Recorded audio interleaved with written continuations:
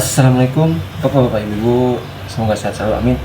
Oke, kali ini kita akan melihat sebuah video ya, yang mana Habib Hani ngotot ya perjuangan seorang kiai dan Habib dalam memperjuangkan kemerdekaannya. Masya Allah ya. Kita akan melihat sebuah video juga yang mana MUI Jakarta mengingatkan ya Habib itu cucu Nabi Muhammad SAW ya. Mohon nanti disimak ya videonya. Dan tak kalah penting, jangan lupa di like dan di subscribe supaya video ini bermanfaat, nyebar ke yang lainnya. Oke, tanpa banyak bicara, kita ke videonya ya bapak-bapak, ibu-ibu. Memerdekakan Indonesia saat itu polisi sudah ada atau belum? Jawab yang kompak, polisi sudah ada atau belum? TNI sudah ada atau belum? DPR sudah ada atau belum? Parlemen sudah ada atau belum? Partai sudah ada atau belum? Mati saat itu sudah. Tapi siapa yang berjuang? Siapa yang berdarah-darah? Siapa yang mati-matian merdekakan negeri, saudara? Mereka ulama, mereka habaib, mereka kiai, mereka umat Islam. Karenanya, saudara, melalui merah putih ini seakan-akan mereka ingin berpesan kepada kita, merah adalah darah, putih adalah tulang. Sebagaimana mereka mengorbankan darahnya, mengorbankan tulangnya untuk jaga NKRI, maka kita nggak boleh durhaka kepada mereka dengan membiarkan bangsa ini, saudara. Sebagaimana mereka mengorbankan darahnya, tulangnya untuk menjaga Indonesia dari segala macam. Habib Rizik itu Habib wajib kalian cintai, apalagi beliau waliullah, orang soleh, pejuang yang luar biasa. Tinggal modal cinta kok angel men. Tambah modal melu komentar aneh-aneh, hati-hati, double neraka. Nih, saya kasih ke teman-teman nih. Sekarang banyak orang yang sok pinter ya. Habib itu ndak asli lah, Habib itu ndak ini ya. Guru-guru saya itu, semua guru-guru saya, kiai-kiai besar di Indonesia, pemangku pesantren, itu semua takzim kepada nasab Bani Alawi. Coba Bapak lihatlah, ya nggak usah sampai dari ujung timur sampai Jakarta, saya ketemu dengan semua kiai, itu takzim. Guru-guru saya di Mesir, Bapak pernah dengar Syekh Ali Jum'ah itu, mufti Mesir yang alim luar biasa, masih hidup ya sekarang. Itu Habib Umar mau masuk ke majelisnya, itu ngomong, kalian habis ini dengarkan ya, yang mau ceramah itu waliyun min awliyaillah. Itu mufti Mesir yang paling luar biasa, yang memberi warna pada usul fikih saya. Di Syria itu ada orang alim namanya Profesor Dr. Muhammad Said Ramadan Buti. Kalau Bapak ngaji hikam, Bapak tidak akan mendapatkan sarah dari kitab hikam yang luas dengan baju ilmiah, bukan baju satohatus sufiyah. Itu karangan Profesor Dr. Muhammad Said Ramadan Buti. Masuk waktu ngaji di Damaskus. Bapak bisa cari YouTube-nya. Habib Ali Zainal Abidin Al-Jufri itu, muridnya Habib Umar itu, sedang ngajar, Pak. Itu Profesor Said Ramadan Buti yang dihormati di dunia internasional, bukan cuma di negerinya yang mati syahid di bom di masjid itu datang duduk Pak di bawah. Habib Ali itu bangun karena ini gurunya.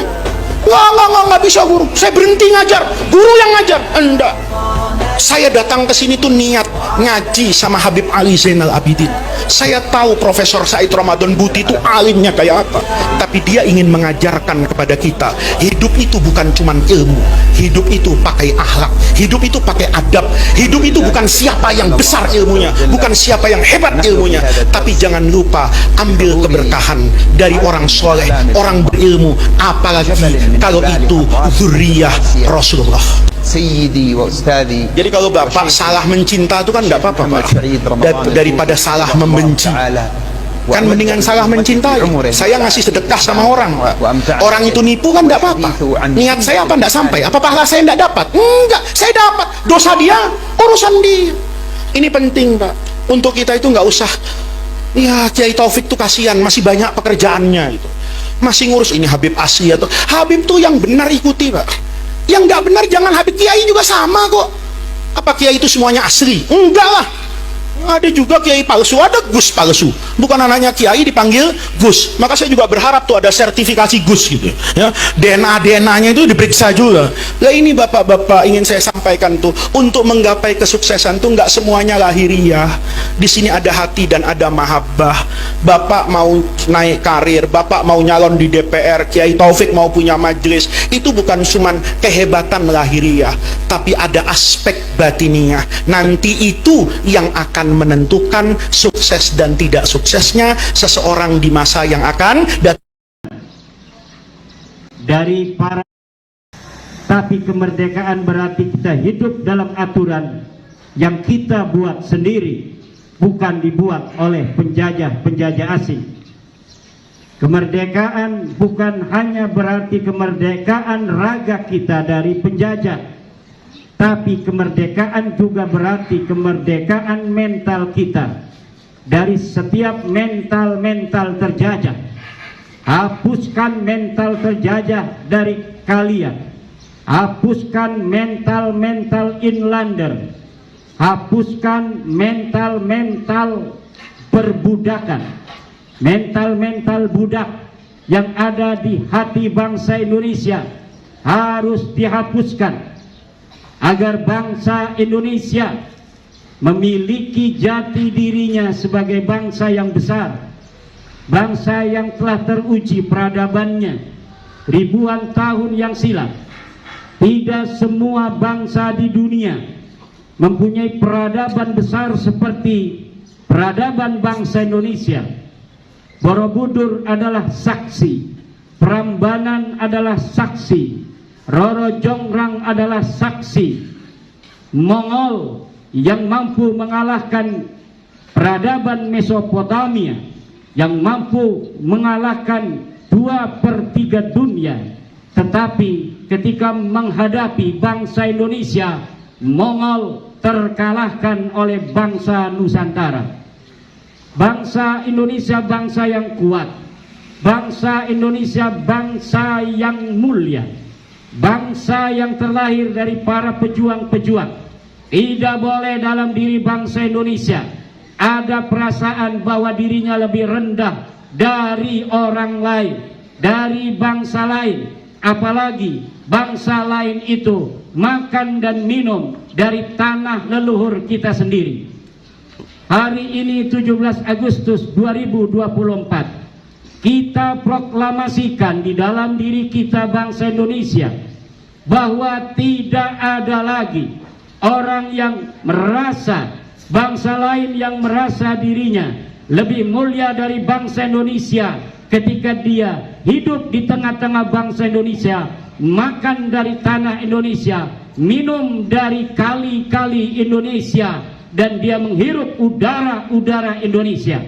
Bangsa Indonesia harus menjadi raja di tanahnya sendiri. Bangsa Indonesia harus menjadi tuan di tanahnya sendiri. Bangsa lain yang mau hidup di tengah-tengah bangsa Indonesia, silahkan, tetapi dia hanya sebagai pembantu dan budak-budak bangsa Indonesia. Bangsa Indonesia tidak boleh menjadi inferior terhadap bangsa lain. Bangsa Indonesia adalah tuan, dan sampai kapanpun, sampai matahari terbit dari barat, sampai gunung-gunung berkeping-keping, sampai langit runtuh, sampai matahari terbelah, maka bangsa Indonesia akan menjadi tuan di atas tanah Indonesia. Bangsa-bangsa lain di dunia yang ingin hidup di tengah-tengah bangsa Indonesia, silahkan, tapi dengan satu syarat: kalian harus mau jadi budak-budak dari bangsa Indonesia.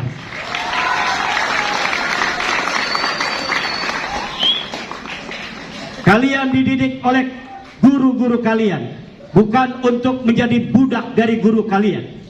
Pikiran kalian adalah pikiran yang merdeka. Pengetahuan kalian dibimbing oleh guru-guru kalian untuk menemukan kebenaran yang lebih kuat dari kebenaran guru kalian. Kalaulah hari ini para ahli mengatakan bulan adalah satelit bumi menurut ilmu guru-guru kalian, maka jika di suatu waktu kalian menemukan dengan dalil yang lebih presisi bahwa bulan bukan satelit bumi, maka kalian harus teguh dengan segala dalil yang kalian miliki, dengan ilmu yang kalian miliki, dengan keyakinan yang kalian miliki bahwa bulan bukan satelit bumi. Jika kalian nanti suatu saat menemukan dalil yang berbeda dengan dalil kami di hari ini, bukan berarti kalian ketika diajari sebuah kebenaran hari ini, kebenaran itu mutlak untuk kalian jaga sampai mati, walaupun kalian menemukan kebenaran yang lebih hakiki dari kebenaran kami. Itulah yang diajarkan oleh agama Islam, agama dalil, agama yang berjalan di atas kebenaran. Kebenaran milik Tuhan. Hanya Tuhan yang mengetahui kebenaran, bukan guru kalian, bukan orang tua kalian. Kami, guru-guru kalian, hanya membimbing kalian untuk mencapai kebenaran. Dan kebenaran yang kalian terima hari ini adalah kebenaran yang dilahirkan dari segala premis-premis yang kami miliki, dalil-dalil yang kami miliki. Tetapi jika suatu waktu, suatu saat kalian memiliki dalil yang lebih presisi, yang lebih kuat dari dalil kami, maka kalian harus pegang dalil itu seteguh-teguhnya, seyakin-yakinnya, walaupun matahari sudah tidak terbit lagi dari timur. Merdeka! Merdeka! Merdeka! Wallahu Karena Habib palsu banyak bertebaran.